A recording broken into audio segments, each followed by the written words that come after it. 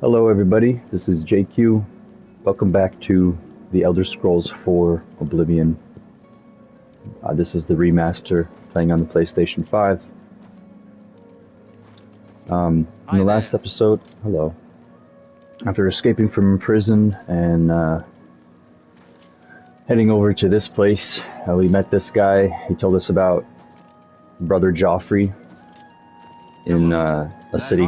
Sure knows his way around this area. Have you spoken with him recently? Okay. I spoke to him recently. I need to step outside. He knows his way around, knows every tree, rock, and cave in the area. These guys are gonna... Take care. Hi there. Well met. I mean, well met to you too, but I'm trying to get out of here at the moment. Great Forest, let's go. So, we escaped from prison. Emperor told us head over here, talk to Joffrey. We're looking for the Emperor's other son now, and he wants us to go, like, immediately and find him, which is probably the smart thing to do. So, I don't know, we'll just have to see here.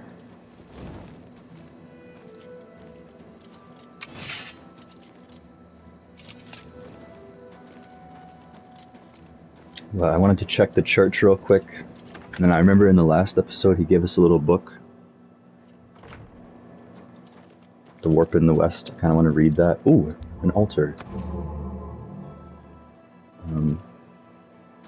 I always like to use the altars when I see them. You never know. There's a ladder, too. I've never been up here before, as far as I can remember. I'm going to check it out real quick. Whoa, it's like a little view of the world.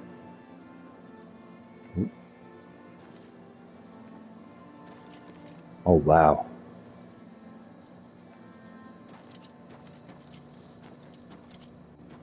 This is like spectacularly gorgeous.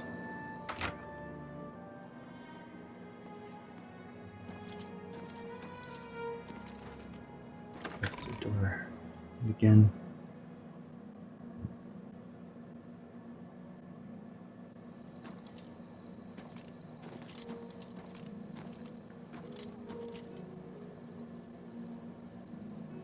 I think one thing I wanted to do was pull the FOV in again. Definitely lower it for third person. We don't need it that high for third person, I feel like.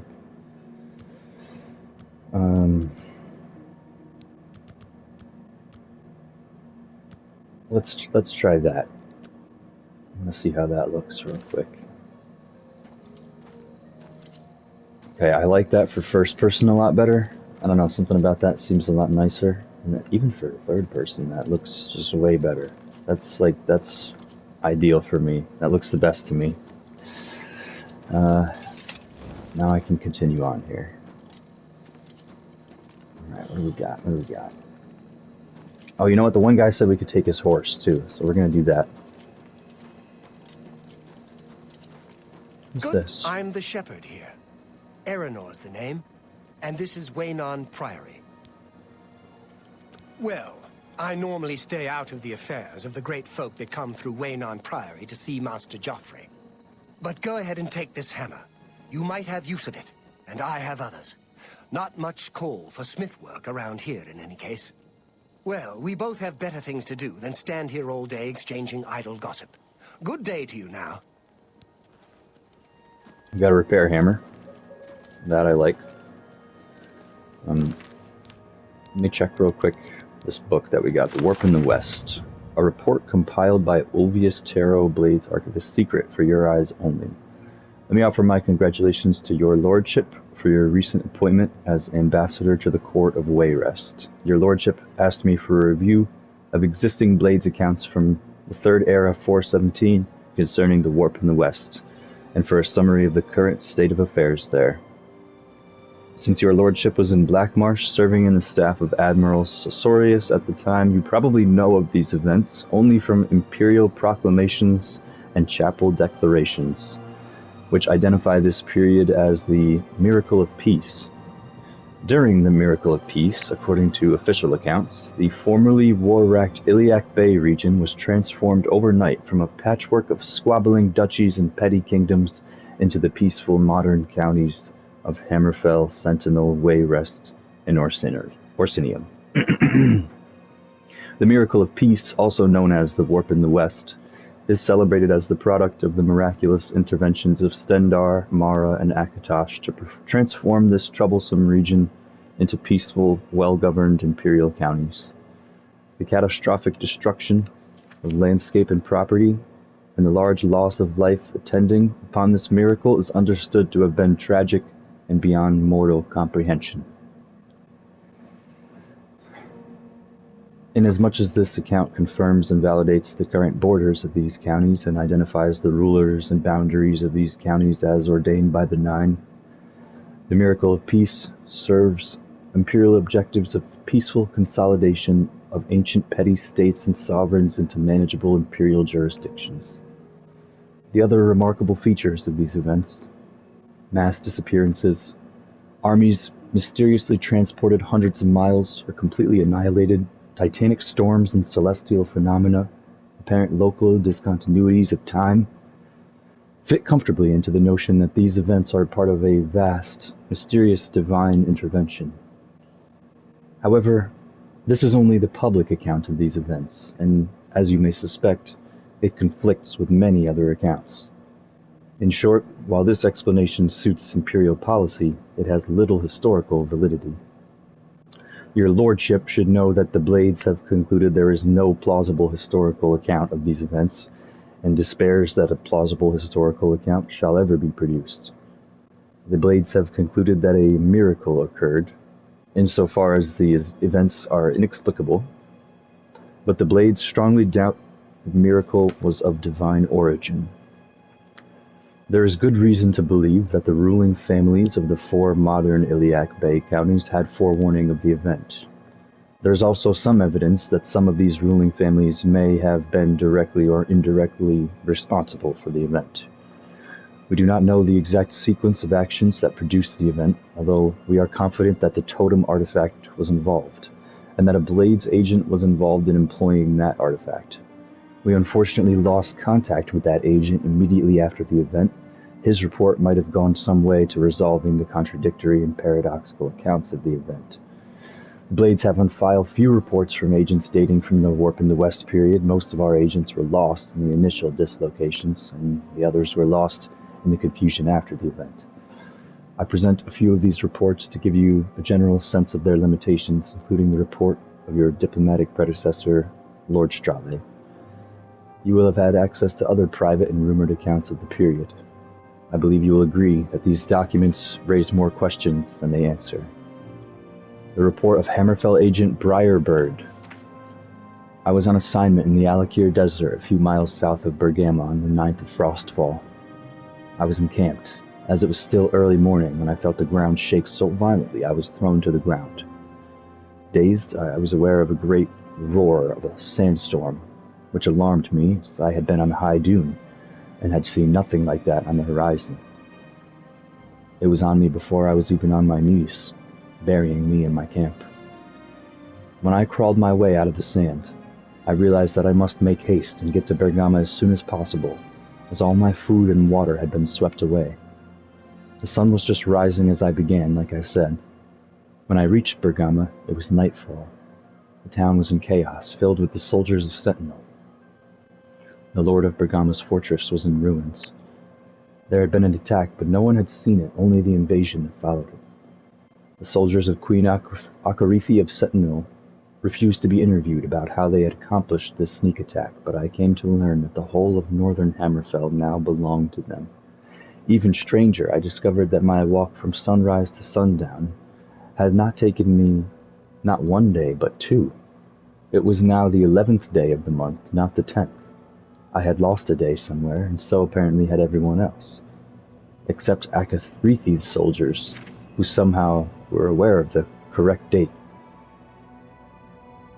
I since have concluded that they had received advance warning and so were better prepared to deal with the strange confusion of time and dates associated with the warp. The report of High Rock Agent Grey Lady.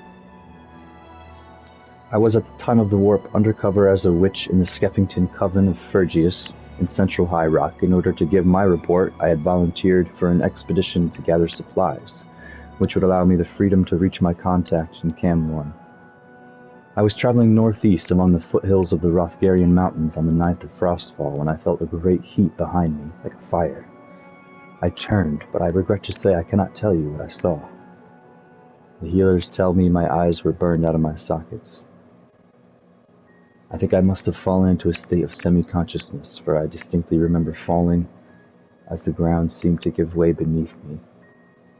Then there was a series of explosions in the distance to the south, and I heard high whistling noises that were getting louder, coming closer. I had my shield with me, and fortunately anticipated that volleys of some sort were falling from the sky. Though I could not see them, I could hear them coming from a distance away, and was able to use my shield to block them from striking me. The assault stopped suddenly, and I could smell smoke.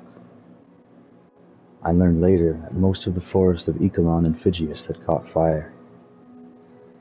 In an inferno that started further south in Diania and the Alessan Hills. Fortunately, I kept my bearings and moved north, finally reaching a temple in the wilderness, where my wounds were healed, as well as they could be.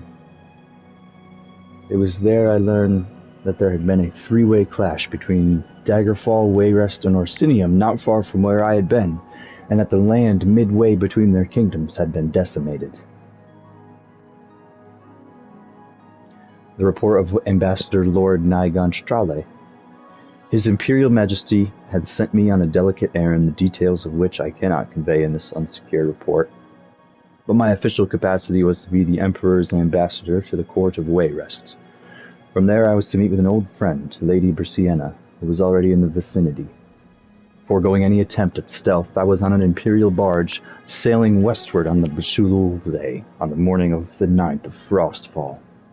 I remember it was a slightly chilly day, but the sky was very blue. We had just passed the delightful riverside village of Candlemas, when the captain sounded the alarum. There in front of us was a colossal wall of water at least 30 feet high. It smashed our barge to splinters before any of us had a chance to react. I woke up on the shore, having been rescued by one of my servants, who had miraculously not lost consciousness. He and I and one other man were the only survivors. I thought at first that it was suspiciously similar to what had happened to another agent of ours in High Rock but a short time before, where a freak storm had shipwrecked him in the Iliac Bay, near Privateer's Hold. Furious and determined to see if similar forces were at work, I began a quick march to Wayrest. The march, however, was not so terribly quick. The villages all along the Bajulse were on fire, and battles raged between the orcs of Orsinium and the soldiers of King Edwire in the formerly independent principality of Govodan just east of Wayrest. I am an accomplished mage, and quite able to defend myself, but it took the better part of a week to make it those few miles to Wayrest. King Edwire and his Queen Berenzia were celebrating their great victories when I arrived. By then, I had gathered the barest facts of the matter, that simultaneously there were 7 great battles in the Iliac Bay, and no one could describe them at all, only their blood-soaked aftermath. To summarize, on the 9th of Frostfall, there had been 44 independent kingdoms, counties, baronies, and dukedoms surrounding the Iliac Bay, if one includes the unconquered territories of the Rothgarian Mountains, the Dragontail Mountains, the High Rock Seacoast, the Isle of Balfiera, and the Alakir Desert. On the 11th of Frostfall, there were but 4. Daggerfall, Sentinel, Wayrest, and Orsinium. And all the points where they met lay in ruins, as the armies continued to do battle. I was determined to find the truth from the king, even if I had to be a most undiplomatic diplomat to do it. Edwire, though a generally jovial sort, had blustered, saying he did not want to give out military secrets. The queen, ever calm with those unreadable red eyes of hers, told me we do not know. I think it is safe to assume that Berenzia did not tell me everything, but the facts of her story, which I later verified after pointed interviews in Daggerfall, Sentinel, and Orsinium, was that they had learned that a certain powerful ancient weapon was going to be activated. I shan't give the name of it here, out of fear that it would be used against Wayrest. The king had attempted to buy it from the young adventurer who had discovered its whereabouts. Edwire believed, as it turns out quite rightly, that other powers in the Bay had also attempted to win ownership of this device. What happened then, as Berenzia said, we do not know. The morning of the 9th and the morning of the 11th somehow merged through some sort of warp in the west, and Wayrest found themselves at war. Their land had expanded threefold, but they were under attack by Daggerfall to the west, Orsinium to the east, and Sentinel to the south. There had been no time to understand what had happened, the king said. They had simply reacted, sending their armies to defend their lands against these enemies, whose kingdoms had also gained great territorial advantage. The battles continue on, now months later, as I return to the Imperial City to make my report. What more do I have to say? There are bloody, violent clashes, as is always the case with modern warfare, but I have been to the blackened, desolate no-man's land between the four remaining kingdoms. No mortal army caused that devastation. I can say that the force that shook the Iliac Bay on the 10th of Frostfall, 3rd Era, 417, was infinitesimally greater than the power these mighty kingdoms are wielding today. I can say that there were other strange events on that day, which kept the kingdoms from breaking free of the Empire, and accomplished likely more besides. And I can say there is nothing left of it. This power, this weapon, in the Bay, the warp that created it, swallowed it up. Current political affairs in the Iliac Bay. Almost 20 years have passed, and the region, though transformed, has stabilized. There are no more disputed territories, and the kingdoms of Daggerfall, Wayrest, Sentinel, and Orsinium hold their new borders in relative peace. Wayrest spreads across the eastern coast of the bay, stretching from the land formerly called Anticlear to half of Galvadon. Edwire has passed on to his ancestors, leaving his kingdom in the hands of his daughter Elisana, who has 2 children by her royal consort, and seems likely to hold her father's lands. Your lordship may also choose to communicate directly with King Helseth and Queen Berenzia in Mournhold. Their primary preoccupations are, of course, with Morrowind's affairs, but they may still have useful observations upon Wayrest's ruling families and political environment that may aid you in your understanding of the court of Queen Elisana. King Gortwag of Orsinium controls much of the Rothgarian Mountains, as well as the profitable river coast of the Bejulzai. He persists in his demands that Orsinium be recognized as an imperial province separate from High Rock. The Elder Council treats Gortwag as a recognized king and collects taxes directly from Orsinium. But officially Orsinium remains a county of High Rock, though technically it spans both the provinces of High Rock and Hammerfell. Sentinel has gained the most land, sprawling across the entire southern Iliac Bay from Abibon Gora beyond the Dragontail Mountains to the edge of Mornoth, Orsinium's territory. Queen Akarithi, at her death, left her enormous kingdom to her only surviving son, Loten, who is now surely one of the most powerful kings in Tamriel. Daggerfall is still ruled by the Breton king Gothrid and the Redguard queen Albkul. Their land now encompasses all of western High Rock, from the border they share with Wayrest at Anticlear to the east to Ikalan to the north. They have 4 children now and are much beloved in their realm. If there are other repercussions of the mysterious warp in the west, they have not yet come to our attention in the course of 20 years of observation.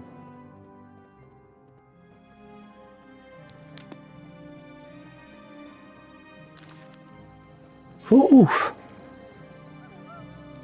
That could almost be the whole episode right there. Block increased by a point, though.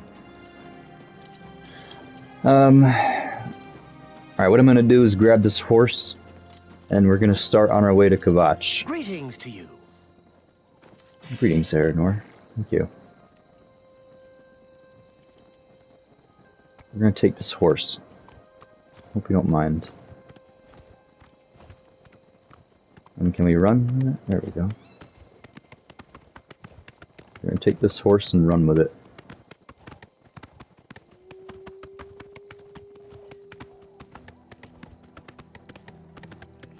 And then see here, at moments like this, I feel like the camera is almost too zoomed out in third person right now.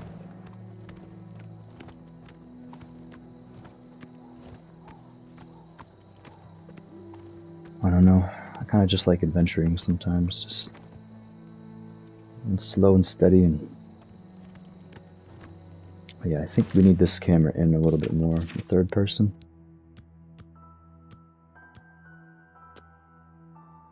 Let's try that. That's a little bit better, but we can still zoom out so far in third person.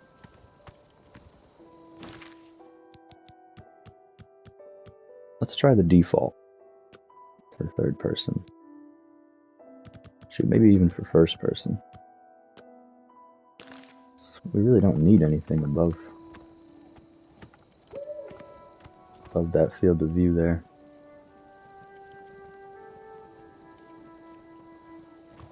Kind of prefer this. And if we need to zoom out, we have that last little option. This is a peaceful game, very peaceful. Really enjoying it.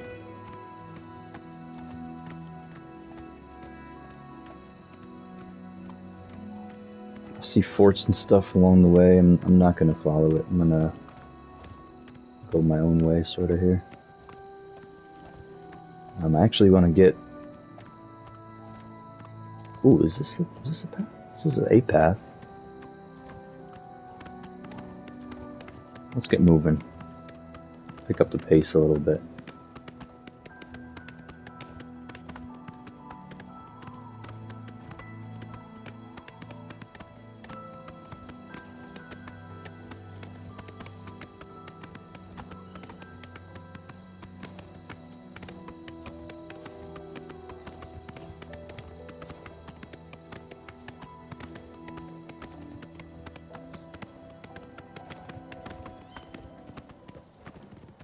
Yep, that's where we're just going to keep it moving.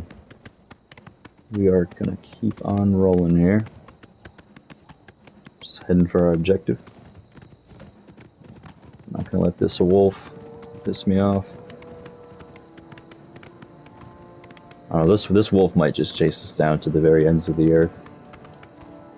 I'm actually going to just hop off, take care of it real quick. Hey, hey.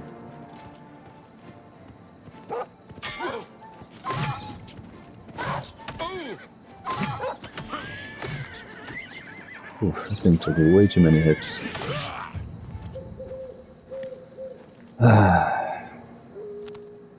We might need a little bit of a faster weapon in this claymore. All we have is this short sword, which is... unfortunately, it's just not that great. But... athletics increased to 19.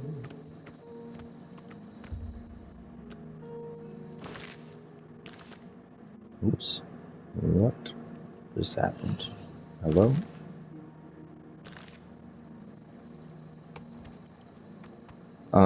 Hopefully the game doesn't crash. Because, well, if the game crashes while I'm recording, I'd be a little upset. Keep her steady.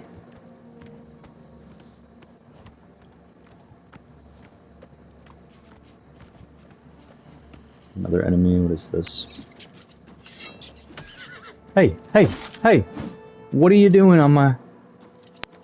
attacking my horse? They're coming after my horse. This is not cool. I am gonna check out this shrine of Sanguine real quick. It's not every day you run into a Daedric shrine.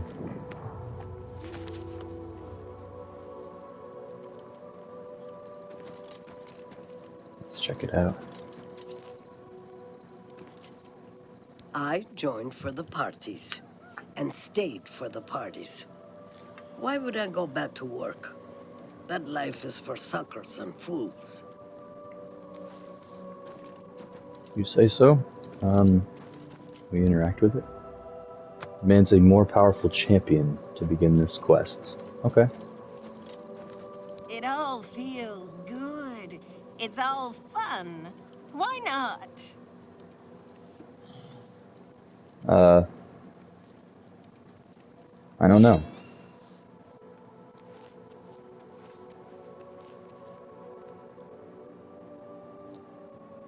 This is gonna be the thumbnail for, part 4, though.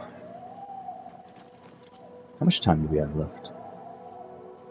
Not too much. Can make maybe a little more progress. But my issue is I get lost in these worlds. Let me check my map real quick, too.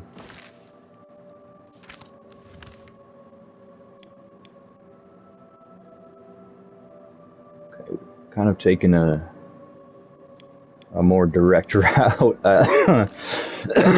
Let's just continue southwest where our compass points.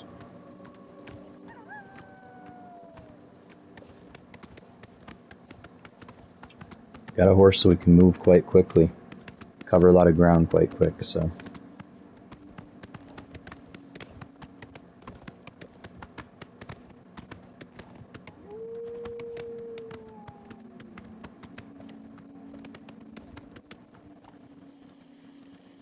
Just your boy JQ. Up in the mountains. Ooh.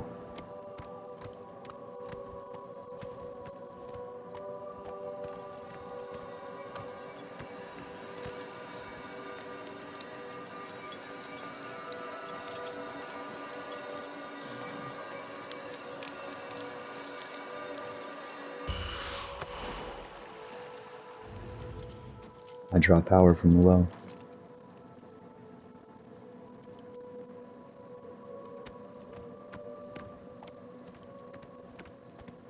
I see like a shrine thing up there.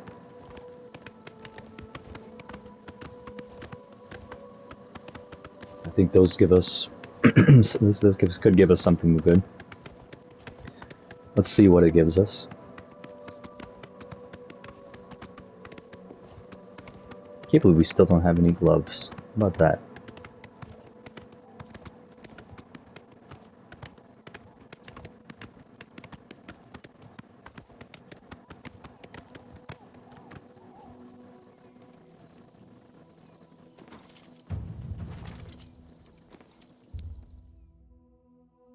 Marked by a special fate, you rule your destiny. You choose to steer by the stars of the Atronak. Wait, does that change our, like, current affiliation? What happens if we hit yes? Let me quick save.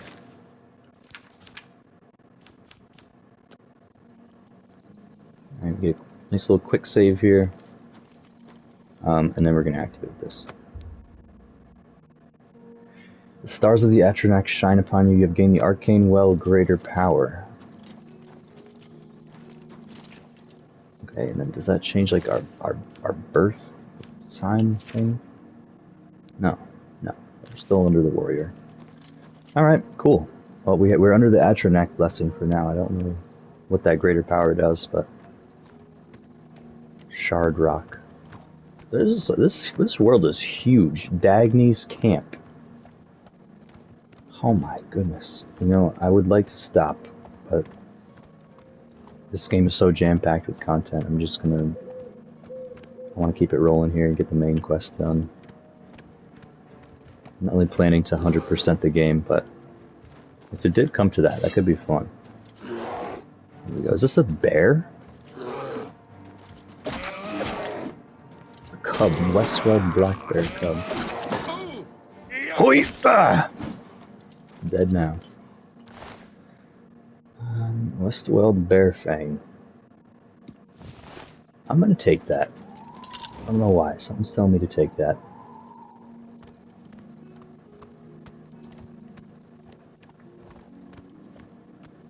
Thing's also telling me to quick save again. I feel like each time you quick save, it like restabilizes the game. I don't know if that's like a... I feel like anybody who's played this game has got to know what I mean. Same thing with like Fallout. Like when you quick save, it feels like it just restabilizes the game.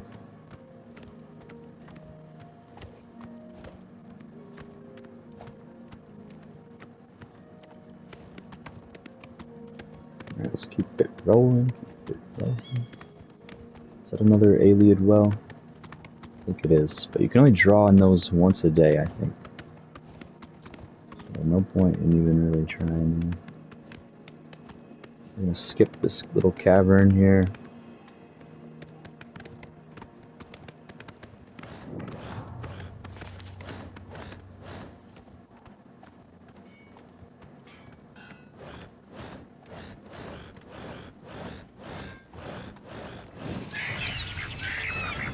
Oh shit. What the hell?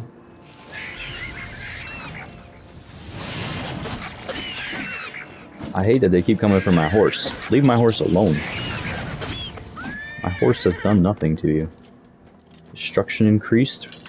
We've got to be almost ready to level up soon. Level to ready up soon. Yeah, that makes sense. Ooh, that's looking like Kvatch up there.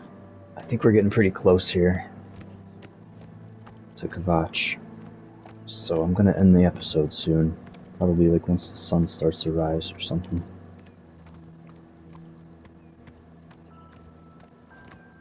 Maybe we can get a better thumbnail up here.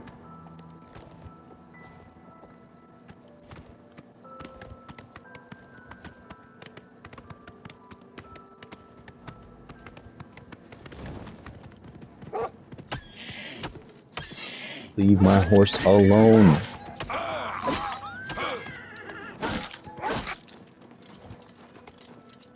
Goodness gracious. We'll take a wolf pelt. I feel like those come in handy sometimes.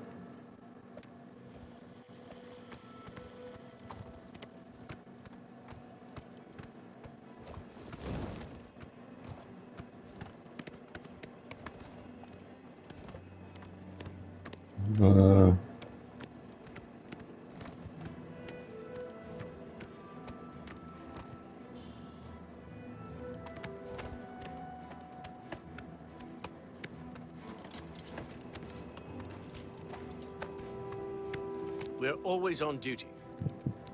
See if this The soldier knows Mythic anything. Dawn have been leaving notes in Talos Plaza. I hope no one believes their lies. Carry on. We got a quest from that.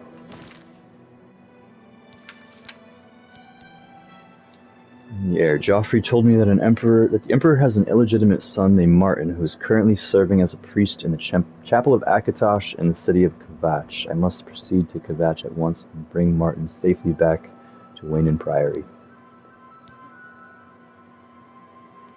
And go to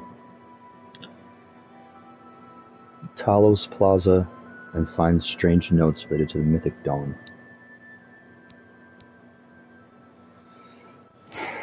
And then we did this one. Found Joffrey.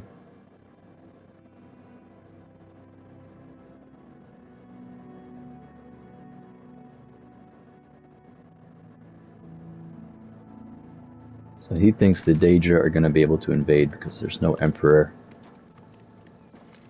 That doesn't sound good to me, really.